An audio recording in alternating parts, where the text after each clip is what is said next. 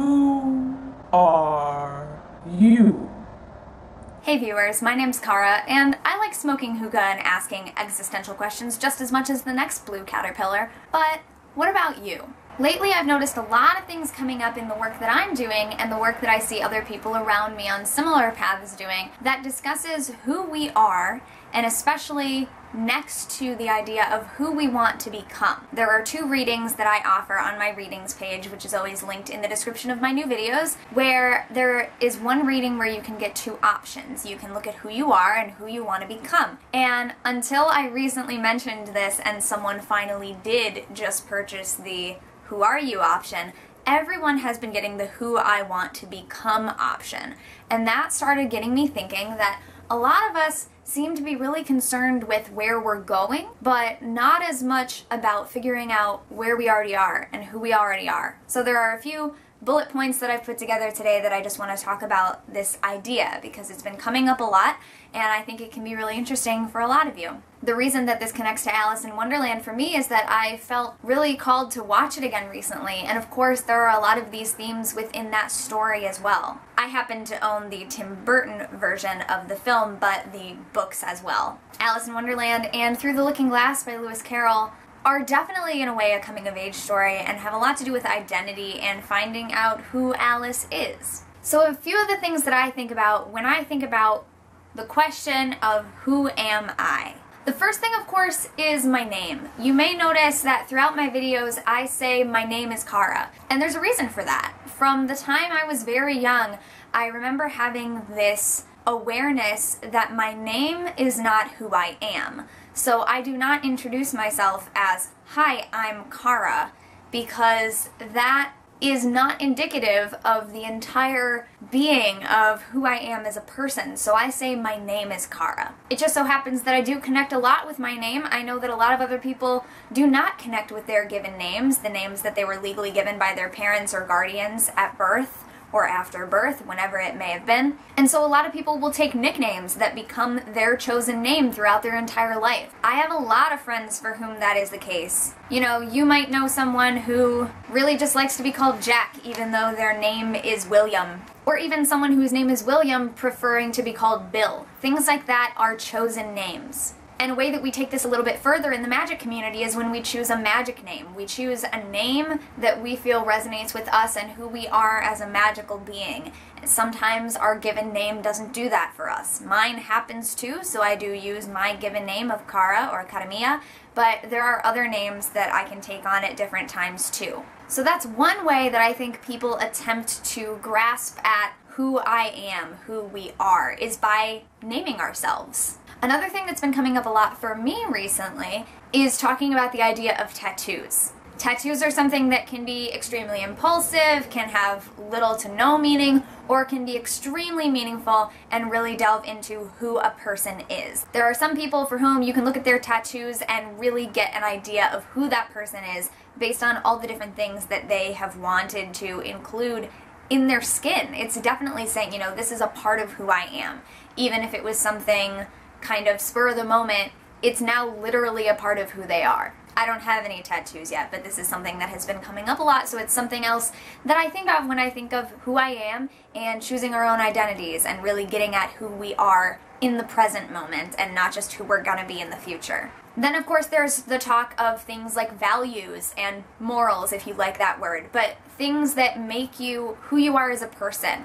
And these are the things that when you know your values and the things that are very important to you, you can kind of extrapolate how you might react in certain situations, even if things haven't happened to you. So if someone gives you a hypothetical situation, such as, you know, something ridiculous happens in the future, what are you going to do about it? Even if it's something that you don't think will ever happen and it's so far-fetched, you can kind of philosophize about it based on what you know about yourself as a person.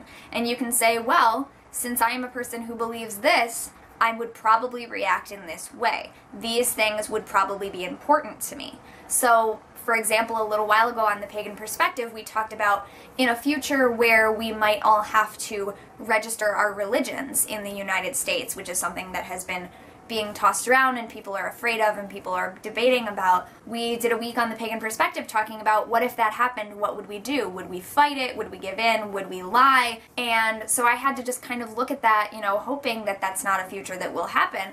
I had to look at that from different points of view and say, okay, well, because of who I am as a very honest person, I know that I wouldn't lie. Okay, that part's done. What about the next part? And then I know that because of who I am as a person who is very protective of the community and sees myself as someone who sticks up for other people who maybe don't have the confidence or the ability to speak up for themselves at this time, I can say that regardless of how it would affect me, I would fight that kind of thing on behalf of other people as well. So that kind of thing, just knowing who you are as a person, what kind of person are you, enables you to extrapolate about what you might do in situations and who you might become later on down the road because you know who you are. Another huge thing that ties into this is the idea of purpose and how our purpose ties into our identity. This is work that I've been doing for months now with my spiritual coach as well as the Red Tent group that I go to. A few months ago, had a guest speaker and she ended up walking us through this ritual about purpose and finding our purpose and who we are, and we had to come up with a statement of who we are and present that to her as the guardian. And if it was not believable, it was turned away and we had to go come up with something more believable that really gets at who we are at the core. And so this idea of purpose and identity is really tied into who am I for me as well. And this is a lot of work that I'm going to be doing also in my Saturn Returns course that I've been talking about, so I'll put the links to that all over if you want to check that out, and please do. The deadline to sign up for that is this upcoming Saturday, April 29th. I'm trying to go with Saturdays, being Saturn's day, of course, but this idea of purpose and getting at what is our life's purpose, and once you determine what your purpose is, that can help to shape everything else that you do. Because once we know that, we know how to operate on a day-to-day basis. And it doesn't just have to be about how do I get to that place that I see myself being far down the line in the future, but it's really about every single day. Knowing that this is my purpose, what do I do today? What can I do to fulfill my purpose every single day? And like I said, Alice in Wonderland is a fantastic example of that kind of thing, especially when we think of the caterpillar literally asking repeatedly, who are you? And the Cheshire Cat asking, where do you want to go? And saying, if you don't know where you're going, it doesn't matter how you get there. And there are other coming-of-age stories like this too, of course.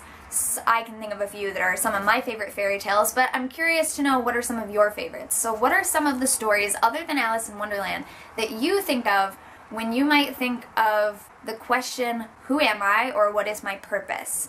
And it can be something fairy tale-wise, or it can be any kind of book, novel, any film that you like. It doesn't have to be a folklore fairy tale type thing, but those tend to be the kinds of things where we definitely find those because they're meant to be educational in a lot of ways too.